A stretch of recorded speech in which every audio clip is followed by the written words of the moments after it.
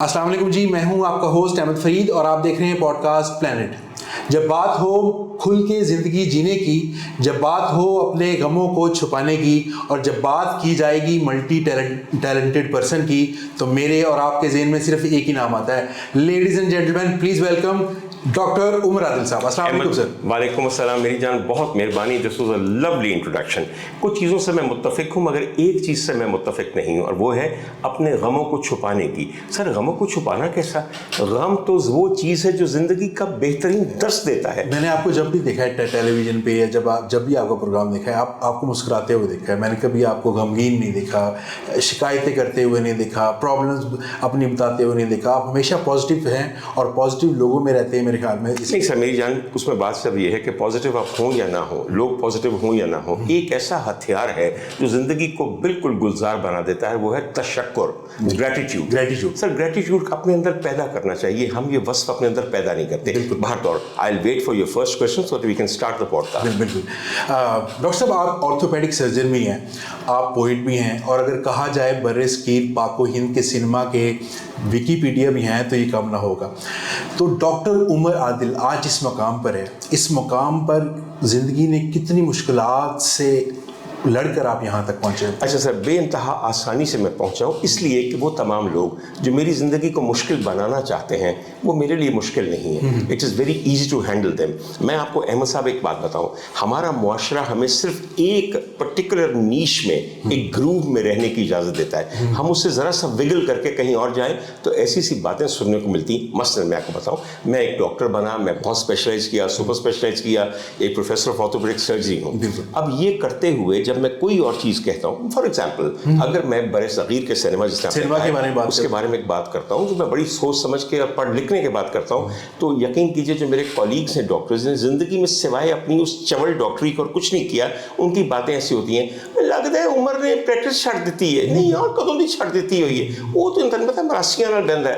Sir ये dilemma है हमारी सोसाइटी का। उनका दुख है, उनका हसद है, उनके अंदर भरा हुआ जहर है। सर बात यही है सर, मैं उनके जहर को, उनके जहर को, उनके दुख को, उनके रश को, हसद को सर जूती पे लिखता हूँ और जूती के भी उस तरफ जो नीचे की तरफ होती है। तो इसलिए सर मैं इस चीज़ की परवाह नहीं करता। मुश्किलात लोग पैदा करने की कोशिश करते हैं। आपके बारे में ऐसी बात करेंगे जो आपको कभी वहम गुमा में नहीं होगी, मगर sir this is something that they cook up, अपने आप को खुश रखने के लिए, अपने जीने को जवाब देने के लिए। जिस शख्स ने हासदीन के ऊपर गलबा पा लिया, यकीन कीजिए उसने हर नेगेटिविटी के ऊपर गलबा पा लिया। बिल्कुल ऐसे ही है, इसलिए आप पॉजिटिव भी रहते हैं और अल्लाह ताला इसी तरह आपको अता करता रहे। और अहमद, आजकल चूँकि मेरा पॉडकास्ट और मेरी वीलॉग्स वगैरह बहुत मशहूर हुए हैं, तो मैं जब कमेंट्स देखता हूँ तो हर 10 कमेंट के बाद एक सड़ा हुआ कमेंट आता है और मैं सोचता हूँ कि ये शख्स किस कदर महरूम है जिसने इतना लंबा गालियों से भरपूर मेरे कपड़ों पे, मेरे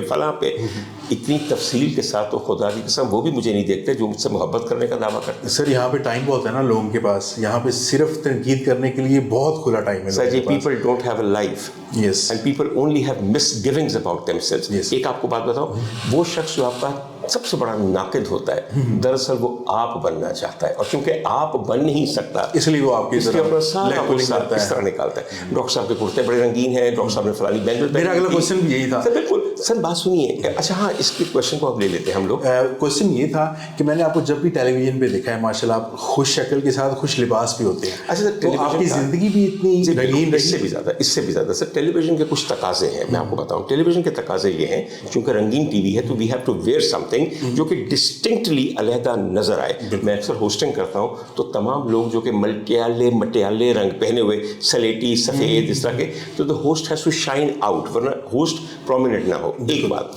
तो दूसरी बात है, रंग कितनी प्यारी चीज़ है सर। खुदा ताला ने रंग बना के फूलों को उससे रंग दिया जो कायनात की एक इंतहाई बड़ी खूबसूरती है सर। हर तरफ रंग कुदरत ने बिखेर दिए, तो अगर हमने रंग नहीं पहनने तो हम पता नहीं क्या करना चाह रहे हैं। और दूसरी बात है सर, मेरे रंगों के ऊपर बड़ी तनकीद होती है। मुझे तो तब पता चला जब मैंने टेलीविजन पर आना शुरू किया कि even colours have a gender.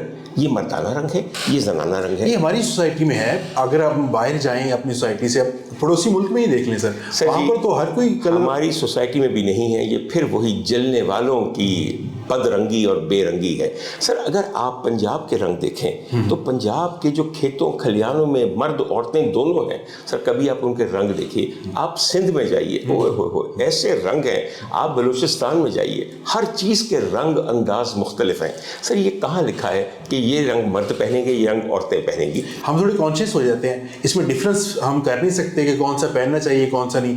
Basically lack of knowledge मैं तो कहूँगा। नहीं sir, basically lack of courage है।